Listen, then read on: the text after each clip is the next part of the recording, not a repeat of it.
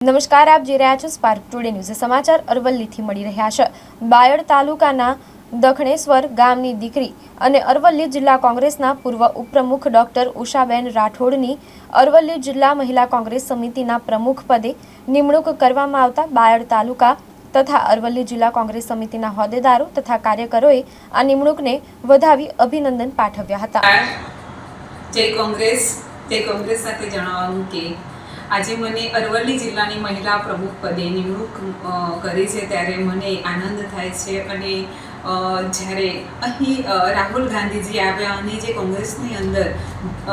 જોશ અને હોશ બંને પેદા કર્યા છે ત્યારે મને પણ આનંદ થાય છે અને આ જોઈને પ્રિયંકા ગાંધીજીએ પણ એ સંગઠનને મજબૂત બનાવવાની જ્યારે ઝુંબેશ ઉઠાવે છે ત્યારે રાષ્ટ્રીય અધ્યક્ષ શ્રી અલકારામબાજીએ ગુજરાત પ્રદેશ પ્રમુખ શ્રી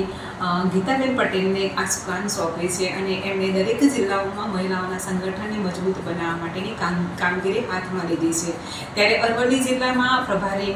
નીરુબેન પંડ્યા અને હેમલતાબેનની કામગીરી સોંપી હતી અને એમણે ત્યારે મારા પર વિશ્વાસ મૂક્યો હતો કે મહિલા પ્રમુખ તરીકે સારા એવા શિક્ષિત અને કાબેલ મહિલા તરીકે નિમણૂક કરવાની છે અને એવા કોઈ વ્યક્તિની જ્યારે એમને શોધ કરી અને મને જ્યારે એમને પસંદ કરી છે ત્યારે મને ખૂબ જ આનંદ થાય છે કે એમણે મારા ઉપર એક વિશ્વાસ મૂક્યો છે કે મહિલા કોંગ્રેસના પાંખને એ મજબૂત બનાવે અને હું એમની આ આશાને સફળ બનાવીશ અને આવનારા સમયની અંદર કોંગ્રેસ પાર્ટીને મજબૂત બનાવવાના મારાથી જેટલા પણ પ્રયત્નો થશે એ હું મારા ખંતથી હું પૂર્ણ કરીશ અને કોંગ્રેસ પાર્ટીને જીતાડવાની પ્રયત્ન કરીશ। આવનારા સમયની અંદર જિલ્લા અને તાલુકા અને સીટોમાં કોંગ્રેસની વધારે પડતી વિધાનસભાની